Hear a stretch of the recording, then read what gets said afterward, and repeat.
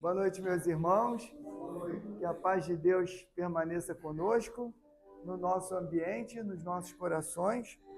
O nosso irmão Cláudio vai tocar para nós a música do nosso mentor Padre Germano e preparar o nosso ambiente para a prece inicial.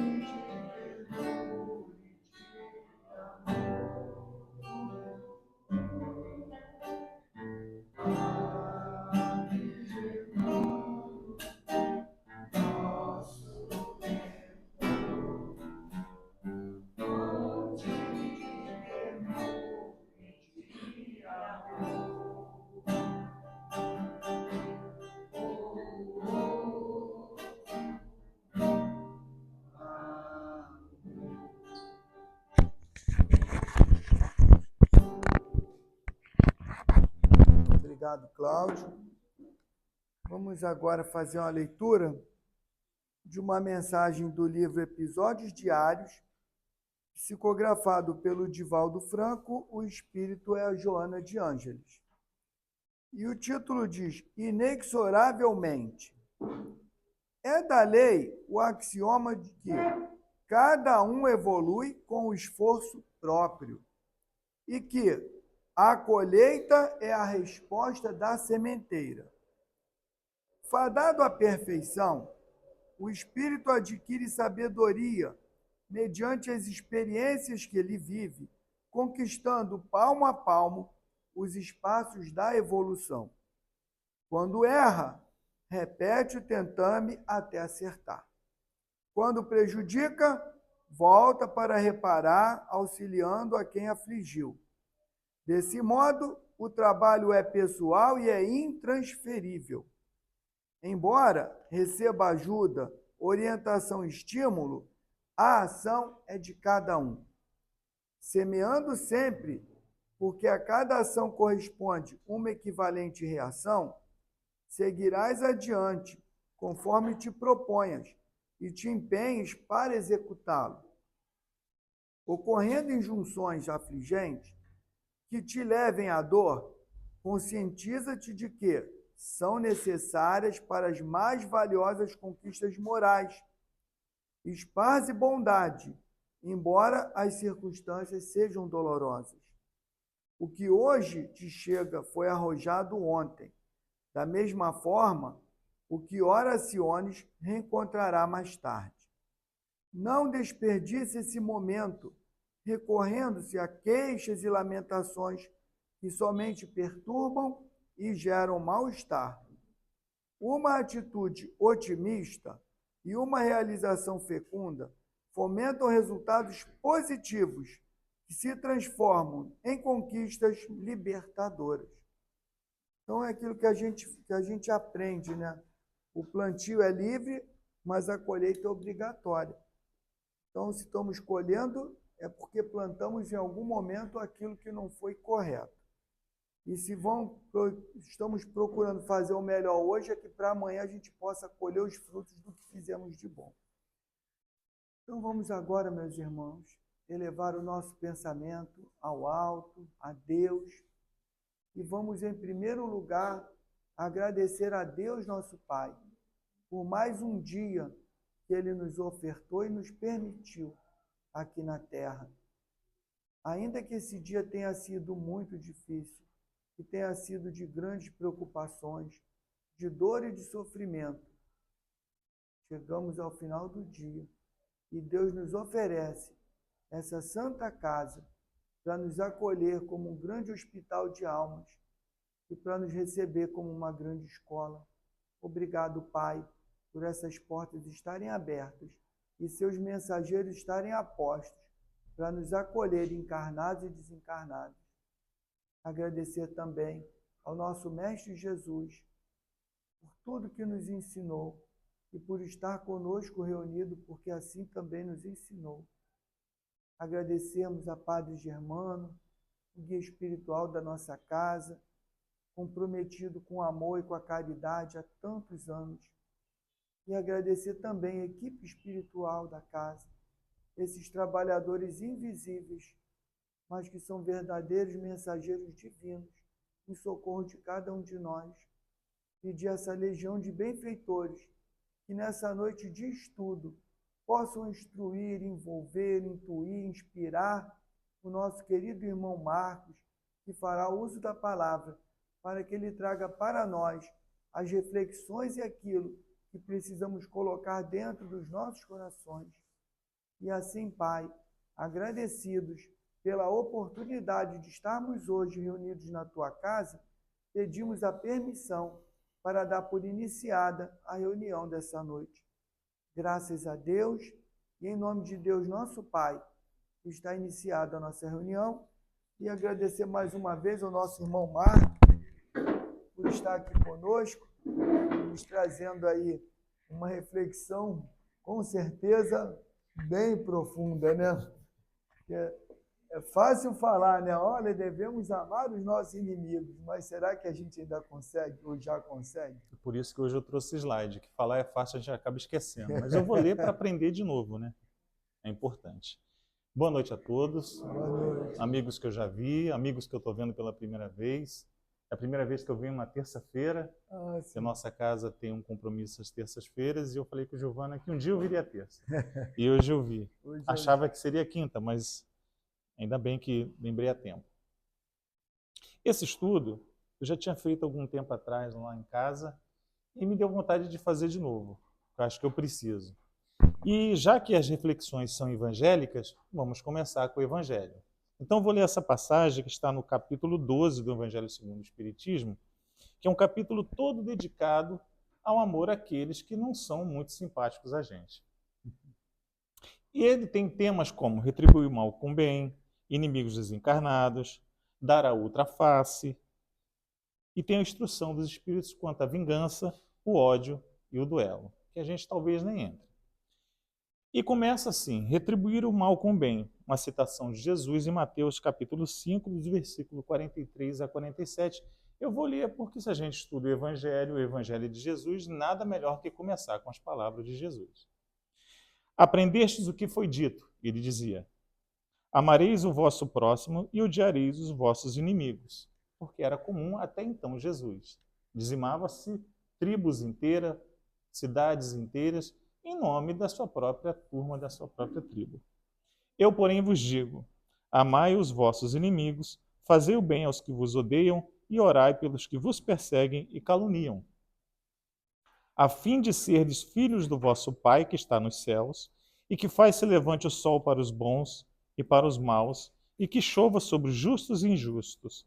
Porque, se só amardes os que vos amam, qual será a vossa recompensa? Não procede assim também os publicanos? Se apenas os vossos irmãos saudardes, que é o que com isso faz mais que os outros, não fazem um tanto quanto os pagãos? ele já começa questionando e propondo um desafio. E vamos dar início à nossa apresentação com os slides. Fiz um roteirinho que é para não precisar estar virando toda hora. Vamos lá. Eis o desafio que Jesus propõe já logo no início. A reação natural, que eu botei um asterisco e depois eu vou explicar por quê, e o esforço de transcendência, ou seja, de superação, de sair daquela situação que se apresenta no primeiro momento e se elevar, que é o que todos nós precisamos fazer. A reação natural qual é? Impulsividade, emoções primárias e o revide. É logo, pisou no meu pé, meu tênis branco, eu vou pisar no teu também, que é azul claro, e vamos ver quem fica mais sujo. Isso é o que todo mundo diz que faz. Ah, te bateu? Vai lá e bate de novo. A gente ouve isso. E aí vem o esforço de transcendência. Escolha consciente da superação. É o deixar para lá. Postura moral elevada. E a busca da conciliação. Por que eu disse que esse asteriscozinho está aqui? Porque essa reação é natural para quem entende que nós somos dessa natureza. Mas nós não somos. Se somos feitos simples e ignorantes, mas com a centelha divina dentro de nós, a nossa natureza não é belicosa, de maldade. A gente se acostuma a fazer isso porque a matéria nos força a isso e a gente aceita. Então, se a gente fica nesse ciclo vicioso de vingar-se, de trazer essa hostilidade para as nossas vidas, todas essas emoções primárias vão regendo a nossa existência. E aí, como bem dito no texto, se a nossa existência passada foi uma existência pesada que nos trouxe esse tipo de sofrimento, a atual vai representar muito bem a consequência do que foi aquilo. Ao contrário, se a gente permanece entendendo que precisamos superar, apesar das dificuldades, pois o mundo ainda é de provas e expiações, a gente pensa e interage com aquilo da forma mais pura possível para se elevar. Não para dizer que eu sou melhor que você e não vou revidar. É para dizer que eu preciso ter uma atitude melhor do que a sua, para que a sua atitude não seja pior ainda do que a minha. Senão viveremos num ciclo interminável de vingança, enquanto encarnados e depois desencarnados. Quem aqui tiver, ou já teve, ou terá a experiência de trabalhar numa reunião mediúnica, onde os espíritos são trazidos para tratamento de desobsessão, frequentemente encontramos espíritos que nem se lembram das encarnações mais próximas, mas lembra da muito, muito anterior, onde ele ainda está envolto no sentimento de ódio, de vingança, com aquele irmão que está sendo alvo da obsessão. E como você explica isso para ele? E como você traz para a consciência dele que esse ciclo de vingança é uma roda que nunca termina? Hoje, entre aspas, ele é vítima, porque nós não somos vítimas de nada, amanhã ele é o algoz. E assim vai virando essa roda e a gente vai mudando de papel e de posição à medida que reencarnamos e reencarnamos. E nunca saímos desse ciclo vicioso. E aí Jesus nos propõe amar os adversários. Mas o que é o amar o adversário? A gente tem aqui duas coisas que não é. Não é concordar com o erro, é óbvio, e não exige intimidade obrigatória. É respeitar, compreender e não odiar.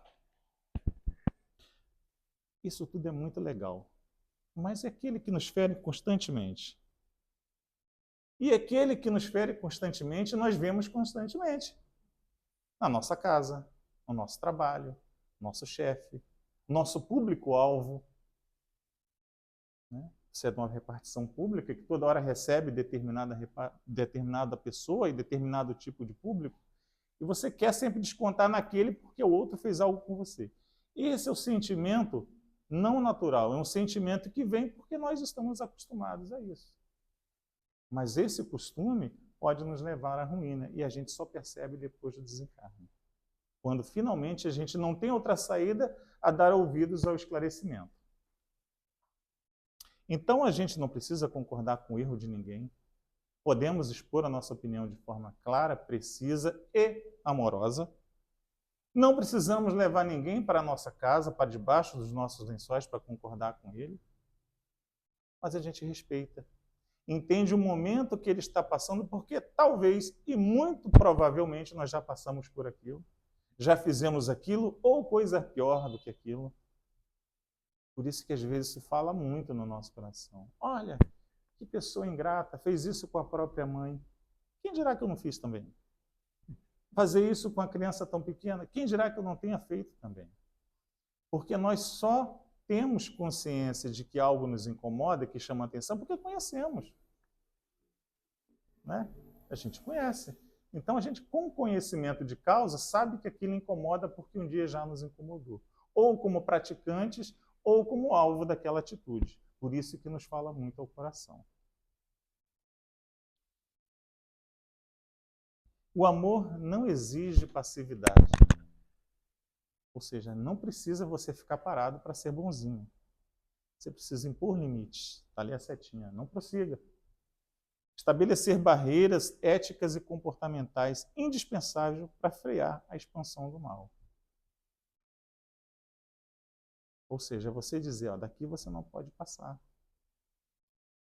Um exemplo claro, nós temos assim, a graça de estudarmos uma doutrina que aceita tudo. Aqui não se proíbe nada. A única coisa que se proíbe é não pensar. Porque cada qual prestará conta de si diante de Deus. Não haverá exclusão se você fizer errado, não haverá penitência se você fizer errado. Evidentemente que você não vai poder participar de certas coisas porque há um rito, há um protocolo. Imagina, vem uma pessoa que queira trabalhar na nossa casa. Ah, mas eu estou cumprindo pena, em liberdade, etc. Qual foi o teu problema, meu irmão? Você quer contar? Não, eu dei um desfalque de alguns milhões num banco, etc. e tal. Eu posso entrar para trabalhar? Pode, mas não na tesouraria. Você concorda comigo? Seria falta de caridade colocar essa pessoa para trabalhar com algo que, para ele, é muito difícil de superar. A gente, às vezes, não supera um vício em 3, 4 reencarnações, como ele pode superar numa só? Ah, mas você tem que dar outra face. Amigo, eu vou dar outra, não a mesma. Porque na mesma ele já conhece e vai errar. Isso é falta de caridade com ele. A pessoa que tem problema com relacionamento com pessoas, com crianças, com idosos, para que eu vou colocar ele na evangelização infantil? Ele não tem paciência. Então não vai ser eu que vou experimentá-lo. Isso acontecerá necessariamente quando ele reencarnar de novo. Porque ele precisa aprender que neste momento isso para ele não pode. Isso é colocar limite. Mas que eu tenho que aceitá-lo? Claro que tenho. Segundo, o afastamento protetor. Distanciamento estratégico e salutar quando indispensável para salvaguardar a integridade recíproca. Você não se dá com determinada pessoa. É necessário que se dê? É. É necessário que sejamos irmãos? É. Mas, por enquanto, você se respeitar já está bom demais. Se você acha que o teu comportamento é certo e o dela é errado, não fica falando para ela que ela está errada, porque só vai piorar as coisas. Deixa para que outros falem, deixa para que outros digam, deixa que a espiritualidade trabalhe à medida que você for orando por ela. Mas mantenha um afastamento necessário. Eu não combino com a irmã fulana. Não vou entrar no mesmo grupo de trabalho, porque não vai dar certo. Tem ou não tem? E às vezes a gente perde a oportunidade do convívio. A irmã fulana não é tão intolerável assim. Às vezes eu que sou o intolerante, demais da conta, o implicante. Porque ela me lembra alguém que me feriu, ela me lembra alguém que me magoou. E esse comportamento eu vou refletir em todos aqueles que se pareçam com aquela pessoa que no passado me fez algo que eu ainda não superei. Então essas relações elas precisam ser trabalhadas pouco a pouco. Se eu não posso trabalhar no mesmo grupo, mas eu frequento a mesma reunião, participo das mesmas campanhas, frequento a mesma igreja, o mesmo centro, o mesmo terreiro, falo um oi, uma boa tarde, uma boa noite, para começar a azeitar as engrenagens dessa máquina que está enferrujada. E um dia eu vou descobrir o quê? Eu fui muito intolerante. Sabia que naquele ponto ela tinha razão? Porque eu não posso esperar o autoconhecimento dela. Eu tenho que mostrar o meu autoconhecimento de mim mesmo. Que já vai ser meio caminho andado. Se cada qual de nós pensarmos o seguinte, que eu posso estar errado, talvez nós dois estejamos certos e errados. Vamos chegar a um consenso à medida que conversamos. Por isso que nascemos com a habilidade de ouvir e de falar e de entender. Terceiro, firmeza e serenidade. Agir com retidão inabalável, sem perder equilíbrio interior, agindo pela razão. Não usar impulsivamente. Não deixar a irritação, o ódio, aquela levedura que está dentro de você te moendo os intestinos e jogar isso para cima das pessoas e de todo mundo que te cerca, só porque você não amanheceu bem. Nem todo dia a gente amanhece bem. Certas coisas, irritação, fadiga, cansaço, raiva, isso não dá em poste. Isso dá na gente, porque a gente ainda não aprendeu a controlar essas coisas. À medida que a gente consegue controlar, isso vai ficando suavizado e no passado. Seguimos para uma parte importante, o domínio de si mesmo. É o autocontrole mental. O mundo está desabando, mas a gente está centrado. Porque a gente sabe em quem a gente acredita, a gente sabe que tem um mundo espiritual ao nosso redor ajudando e atrapalhando, vai depender do que eu estou chamando para mim, e que tem tudo no controle de quem tem que estar, que é Deus. Se a gente não acreditar nisso, a gente fica maluco. Você está indo para o casamento, é o padrinho, teu pneu estoura, teu carro quebra, acontece uma fatalidade. O que vai adiantar você ficar chutando o teu carro no meio da linha amarela? Nada. Se você tem seguro, chama um reboque. Se não tem, paga por não ter, porque você devia ter. Tem sempre como contornar de uma forma suave. É que a gente, às vezes, não é alimentado nisso. A gente tem a dor de cabeça que é resolver tudo esbaforidamente e, às vezes, a gente não consegue, na maioria dos casos, não. Então, a reação impulsiva busca o revide. É chutar as coisas, quebrar as coisas, mas o autocontrole consciente liberta. Quebrou, o que aconteceu? Foi só o pneu? Fulano, você tem como ir buscar? Vou pegar um táxi, fica aí, leva um reboque, deixa em tal lugar, depois a gente resolve. Ou seja, resolve-se o que tem que resolver de maneira fria e sensata. Porque as emoções a gente tem que guardar para o bem. A emoção é para você assistir uma ópera e chorar. Ouvir uma música bela e ficar desmaiando de tanta sofreguidão que está lembrando de quanto vai ser. Isso é para que as emoções? É para abraçar amigos que você não se vê, é para brincar com as crianças. As emoções, elas existem para nós subirmos com ela. A gente dá asa às coisas boas. E o segundo e o excelente conselho é o conhece-te a ti mesmo. É a inscrição que tinha no pórtico de Delfos, na Grécia, né? Templo elevado a Apolo, onde era considerado o rei da sabedoria, né? O deus da revelação, onde as pessoas faziam as suas oferendas e pedidos para conhecer o presente e o futuro. Hoje a gente já não precisa mais disso. Quer saber como vai ser teu futuro? Faz hoje. Certamente vai ser bom. E aí a gente entra na parte legal, que são os ciclos do conflito. Aquela coisa que não termina nunca. A engrenagem invisível que vincula as mentes através do ressentimento. Ah, mas fulano fez isso para mim, eu perdoei. Daqui a 5 anos a gente lembra de novo daquilo, entendeu? Mas olha, você não devia ter feito aquilo. Pô, me magoa tanto. Pô, mas continua magoando. Toda vez você lembra disso. E o ressentimento é o quê? É a mágoa revivida. E a mágoa acontece na hora. Né? Você magoou. Ah, você me magoou. Passou. Mas não, daqui a 5 anos você vai lembrar daquela mágoa. Isso é ressentimento. A gente vai ficar comendo igual vaca, né? Que você come e passa pelos 4 estômagos. Você está remoendo aquilo toda hora. Isso vai fazer mal. A gente não vai ter chance de pensar em outras coisas porque o nosso pensamento, a nossa energia mental está voltada para reviver aquele processo todo que aconteceu novamente. E às vezes as pessoas que nos magoam não estão nem aí. Foi uma coisa boba que aconteceu, entre aspas, sem pensar, porque sem pensar ninguém faz nada, mas ela fez sem refletir. Mas fez, a gente não estava num momento bom e talvez outra pessoa que nós amamos de montão faça a mesma coisa, o pior, e a gente nem percebe. Então o problema não é o ato em si, é a relação pessoal que eu tenho com quem comete o ato. E aí, são 2 coisas que nos levam à queda. A reação em cadeia e o autoaprisionamento. Qual é a reação em cadeia?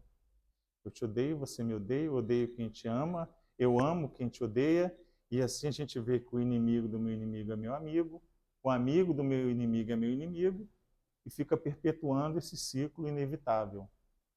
Tem uma história interessante, se vocês quiserem, depois pesquisem. A gente tinha duas famílias americanas, se não me engano, Hatfields e McCoys. Desde a Guerra de Secessão, eles viam uma pendenga, que eu não sei como começou, mas foi uma coisa grave, mas poderia ter acabado. Eles foram se matando durante X anos, até chegar no governo Clinton ou Obama, e se reunirem na Casa Branca para assinar um tratado de paz. E a família vinha se matando. Ora um matava A, ora A matava um, e assim ia. Quantos ciclos encarnatórios se perderam por vingança, por ódio? E isso acontece, a gente explica para as pessoas, não, matou, acabou. Quem dera que matasse e acabasse, mas não mata. O espírito continua e continua perturbando e perturbado, porque a gente fomenta isso neles. A gente se aprisiona no rancor, na inveja, no ciúme. Isso tudo vai trazendo movimentos cada vez mais deletérios para a nossa alma. Vai nos destruindo a cada dia. E a oportunidade que a gente tem de sentar com um balde de pipoca, com a criança, curtir um desenho animado, um filme, você está pensando na mágoa que ficou para trás. Aí você não curte. Alguém, sinceramente, consegue assistir um bom filme, namorar um coração cheio de ódio? Cozinhar. Pega a melhor comida, o melhor prato, segue a receita de cabo a rabo, sai uma droga. A energia dispensada está toda ali. Agora vamos voltar para a nossa área, que é a área espiritual. Como eu posso aceitar ser chamada a dar um passo se o meu coração está enegrecido? Orar por um enfermo, visitar quem está doente ou preso. O que eu vou levar para essas pessoas? Meu coração extremamente manchado de rancor, como eu vou transmitir alguma mensagem de paz e equilíbrio se eu estou mastigando aquele piche do lamaçal que minha alma está envolta nela? Eu não tenho condições nenhuma.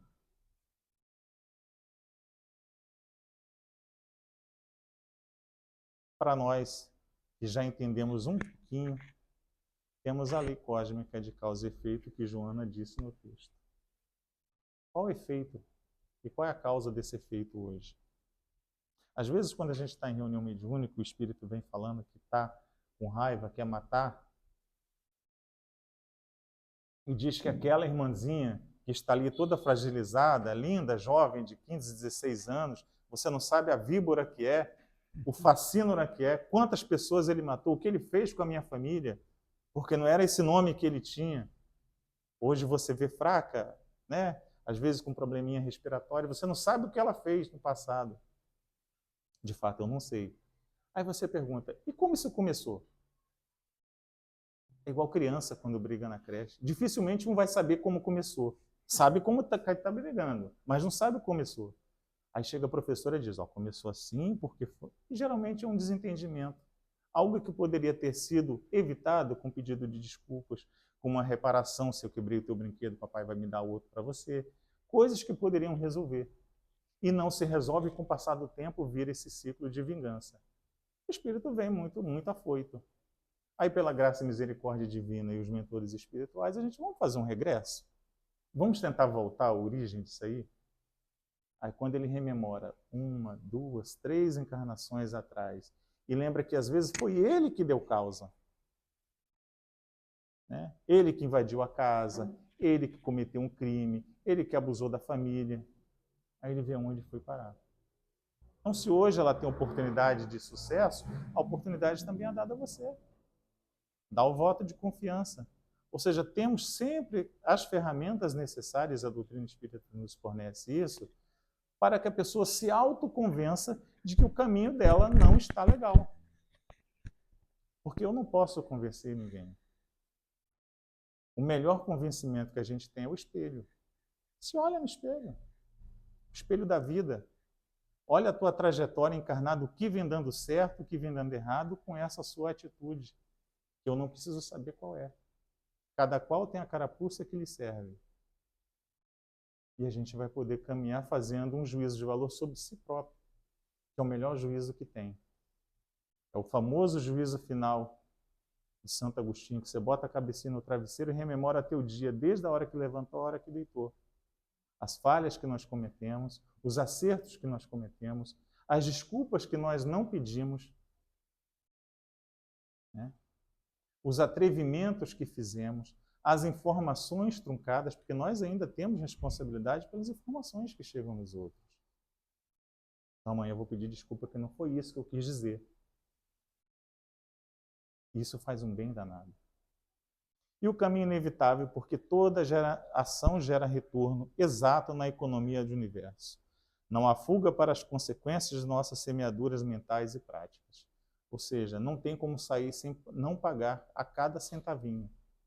Todas as nossas ações são anotadas, e a doutrina espírita está cheia de casos que nos mostram isso. E as transcendências das relações. É aqui que o materialista ele tem um pouquinho de choque. Que as conexões humanas transcendem uma única existência terrena. A reconciliação, um roteiro definitivo para a verdadeira liberdade espiritual. Ou seja, a gente vai se encontrar de novo. Eu hoje sou teu empregado, no futuro serei seu teu patrão, serei teu irmão, teu tio, e assim vai. A gente tem que se acertar. É necessário que uma família universal se estabeleça. Mas para isso, para ser chamado de irmão, tem que lembrar do conselho de Jesus, lá no comecinho. Porque o mesmo sol que nasce para mim, que me considero bom, nasce para o meu vizinho, que eu considero mal. A mesma chuva que cai para mim, cai para ele. Se nós plantarmos, as árvores vão nascer no quintal dos dois, porque Deus não dá preferência para ninguém. O acerto de contas com as leis universais sempre passa pelo reajuste do amor. Sim, não adianta pedir desculpas com o dente truncado, nem por terceiros. Nós temos que ir lá. E de verdade. Porque nós temos maior responsabilidade, porque nós temos um pouco mais de chance de aprender. Nem vou dizer que nós temos mais conhecimento, porque a gente não pode invalidar o conhecimento alheio. Mas a gente tem a oportunidade todo dia de entender que nossa chance não pode deixar passar. É aquela oportunidade de reconciliar com o irmão enquanto ainda estamos por aqui. Essa chance pode não aparecer tão cedo.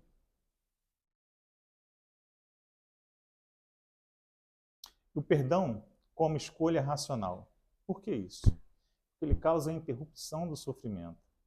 Não alimentar o ódio, desvincular conscientemente a memória da dor original, ou seja, da mágoa que aconteceu, romper deliberadamente os elos mentais de amargura, escolha puramente lógica focada no progresso e saúde da alma. Isso faz mal.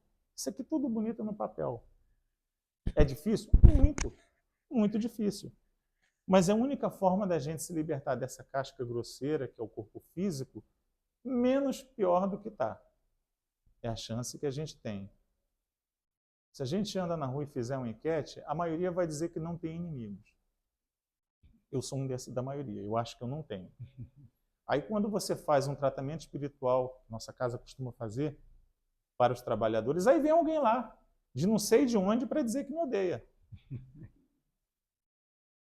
E o medo que dá de fazer o tratamento de novo? E a pessoa continuar te odiando? Porque a gente escorrega. A gente escorrega o tempo todo. E é fácil não escorregar na frente de vocês. E sozinho. Né? A gente acha que a gente não consegue se desvincular desses companheiros espirituais e não consegue. O que a gente pode fazer é transmutar a energia que é transferida para mim, a ele e dele para mim. Por consideração, por amizade. A gente poder transmutar esse relacionamento. E não simplesmente ele deixar ir. A gente não deixaria um devedor ir embora, assim, como se nada acontecesse. Ele tem que demonstrar que pelo menos quer pagar a dívida. E é isso que a gente tem que fazer. Mostrar renovação de caminhos. Humildade para entender que nós sim erramos e queremos acertar. Pedir ajuda às pessoas em comum que conhecem a ambos, porque o mundo espiritual, assim como na Terra, a gente conhece. E fala, poxa, mas fulano fez isso comigo. A gente que é vizinho, não, cara, mas ele não devia estar num dia bom. Releva. Agora, como posso eu ser afiançado para algum espírito superior a mim, é lógico, chegar para o outro e falar assim, pô, releva ele. O cara é sofrido, ele se enganou. Eu tenho que, no mínimo, tentar melhorar. Porque senão eu não vou encontrar fiador no mundo espiritual. Eu não estou tentando melhorar, estou fazendo cada vez pior. E o que vai acontecer? A fileira daqueles que devem, daqueles a quem eu devo e vão me cobrar, só aumenta. Viemos com a quantidade X de dívida. E por incrível que pareça, a gente tem o dom de aumentar essa dívida. A gente erra, e vai errando, e esquece que a gente vai voltar para casa. E o retorno do mundo espiritual, como é que é? Acho que eu já comentei isso uma vez. É uma viagem, aeroporto, rodoviária, onde você sabe que algum parente maravilhoso está vindo, todo mundo vai para a rodoviária para receber. Ou então vai para a casa do parente mais próximo para onde ele vai, para encontrá-lo. Será que os inimigos não fariam a mesma coisa? Agora eu vou me vingar. Está chegando aí a minha vez. Então, se a gente cultiva as relações de forma saudável, com sinceridade, com franqueza, eu acho que o que mais assim, incomoda é você não ser franco. Amigo, não dá. Infelizmente não dá para mim, eu não consigo fazer, não vou poder te ajudar. E ponto. Não é simplesmente virar nas costas, enrolar a pessoa, tratá-la como se ela fosse uma pessoa inconsciente do que está acontecendo. Porque às vezes você não percebe, mas sente. A pessoa tem que se sentir acolhida.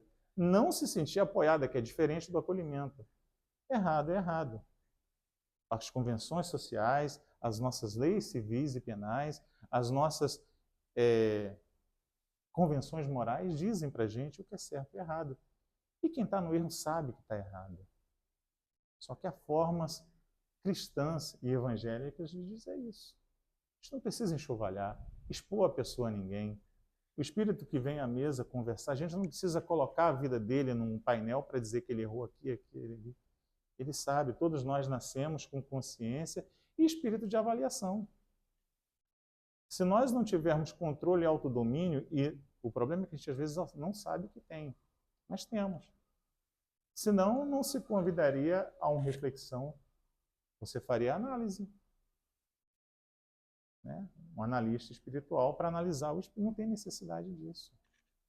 À medida que Cristo já nos entregou todas essas ferramentas, a gente já tem condição suficiente de espelhar a nossa vida nos evangelhos.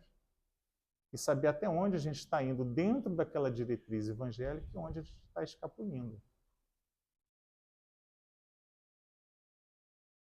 Por que isso tudo? Porque, diferente dos materialistas, nós, espíritas, cristãos, espiritistas e espiritualistas, a gente tem uma perspectiva de evolução. Isso é uma fatalidade, se eu pudesse chamar de fatalidade. A vida continua sempre. Vai mudar a forma, vai ter perispírito, não vai ter perispírito, vai ser bola de fogo, vai ser energia, não me importa o que vai ser. Deixa os literários, os espíritos superiores discutirem isso. Vamos hoje. Eu sei que ela continua. Se já continua, eu tenho um problema. Não posso matar meu amigo. O meu inimigo, no caso. A imperfeição é temporária. Porque se eu acho que ele está errado, é porque eu já errei e hoje eu acerto um pouquinho. Mas não significa que eu não venha errar. Porque a gente tem uma escala e eu não estou na ponta da escala. Nem lá embaixo, nem lá em cima. Então, estou no intermédio. E no intermédio a gente pode cometer erros. E graves. E a evolução universal. Evoluem pessoas, evoluem mundos, evoluem planetas. Tudo sobe na hierarquia, tanto que nós estudamos há pouco tempo a hierarquia dos mundos. Né? A questão 100 livros dos espíritos da hierarquia dos espíritos. E começa lá simples e ignorante, como centelha divina, e chega até a angelitude próxima do Pai. É o caminho inexorável. Vai demorar? Muito. Para alguns vai demorar praticamente uma eternidade. Mas para outros vai ser mais rápido. O problema é, você acredita nisso? A gente consegue levar isso a ponto daquele que está no caminho que nós julgamos não ser certo, acreditar que é possível? Né? Porque é muito mais fácil a gente dizer que não tem jeito. Pega a criança perturbada, essa pode ser a presidente do centro. Aquele menino Peralta pode ser o próximo pastor da igreja. A gente vê isso. E geralmente os mais perturbados são os melhores. Porque eles, quando se apaixonam pela causa, eles levam até a frente. Eles não vão, essa energia toda ela precisa ser colocada em algum ponto. E é colocada a favor do bem. E ficamos com a frase de Cristo: eu, porém, vos digo, amai os vossos inimigos e orai pelos que vos perseguem. Foi Mateus 5,44. Para evolução e paz, qual é o passo decisivo? Aí está. Romper o ciclo secular do ódio é a chave definitiva para a redenção íntima e a ascensão moral do espírito em direção à luz. Não tem outro caminho. Tudo com azeite maravilhoso que é a lei do amor. Tudo. Vai repreender? Pense o que Jesus faria na hora de repreender. Vai educar? Pense o que Jesus faria na hora de educar. Vai chamar a atenção? Vou fazer isso em público? Vou trazer humilhação? Então a gente tem que tomar muito cuidado com aqueles que vão nos dando caminhos que não são caminhos verdadeiros. São os falsos profetas, os falsos cristos. Para que eu vou humilhar alguém? Trazer um fato dele para trazer humilhação e dor a essa pessoa? Se há alguma coisa que os espíritos me dizem, e os espíritos discretos só vão dizer a necessidade, não vão além, é o necessário, né?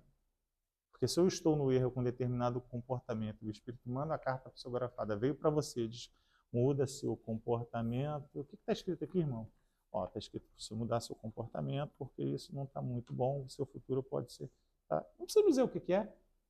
Eu errei, eu sei onde errei. Essa é a maravilha da coisa. À medida que a gente se educa, que a gente cresce em sociedade, a gente sabe como a sociedade funciona. Então, dificilmente você vai encontrar alguém que fala assim, eu não sabia. Claro, você vai para um país diferente, com tradições diferentes, com cultura diferente, há coisas que você não pode fazer. Mas nós já temos a instrução de, olha, se eu vou para tal lugar, eu vou estudar sobre esse lugar. Eu posso tomar uma multa numa avenida da Alemanha por andar 80 por hora, porque lá a velocidade mínima é 100. Por outro lado, eu não posso beber na rua em certas cidades americanas.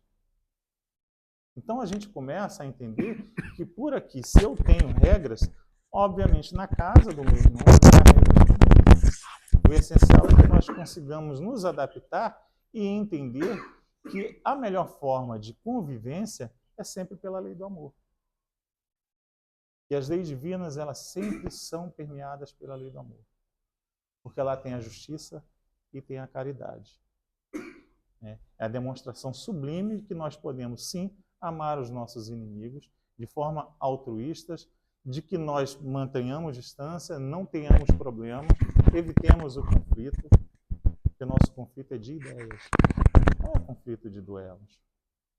Na medida que ele entende que nós não concordamos com ele, mas o respeitamos, a gente começa a ter uma situação de saúde, de relação saudável. E evita-se os abusos familiares, evita-se as humilhações em grupos, os conflitos, os melindres dentro da casa espírita, que acontece muito. Então a gente consegue ter uma convivência harmoniosa na medida que a lei do amor passa pelos nossos atos. E fazer ao outro aquilo que a gente gostaria que fizesse conosco. Eu gostaria de ser chamado a atenção em público. Talvez uma bobagemzinha dessa, que para mim não acontece nada, eu aceito e está tudo bem, para o outro irmão que não está num bom dia pode ser o caos. Aí nasce aquela florzinha de amargura ali, aquele espinho que vai ficar na carne dele o tempo todo. E aí talvez a gente crie um futuro inimigo por um ato impensável. Então sempre bom refletir, siga as orientações de Santo Agostinho ao dormir, refletir no dia. Se errou, o famoso deu mole, né? Que a João Verrude fala, chega com o irmão, dei mole, me desculpa. Sempre tem conserto. A gente aproveita que está aqui. Porque talvez na próxima encarnação a gente não vai encontrar esse irmão tão cedo. Você vai nascer no Brasil, ele vai nascer no Japão, ele não vai nascer tão cedo, você não vai nascer tão cedo, você vai para um outro orbe, tudo pode acontecer. Mas aquela magoazinha fica no coração dele e nós seremos responsáveis por aquela dor. Que nós causamos aquilo. Então que Jesus nos abençoe, que a gente siga em paz e possamos cada dia dar um passinho decisivo por vez, né? Evitando os conflitos de forma respeitosa, mas sendo firmes, colocando nossa posição, né? Aceitando que há diferenças sim e desejando sorte para os nossos inimigos, que pessoas felizes não nos importunam. Deseja que ele seja feliz, que ele ganhe na Mega Sena no final do ano, entendeu? Deixa ele, vai, simplesmente vai. Porque à medida que ele se sinta feliz, Ele vai trazer a felicidade para o redor dele e a gente vai ser contagiado também. Jesus nos abençoe. Graças a Deus. Muito obrigado por me ouvir. E até a próxima. Não é nada fácil, mas a gente tem que dar um passo a cada dia, né? As oportunidades que Não dá para aparecem, correr. a gente aproveitar. Então, nossos irmãos internautas, curtam, compartilhem, repassem essa mensagem tão importante, tão profunda, se nós formos refletir com o estudo dessa noite. Muito obrigado e uma boa noite.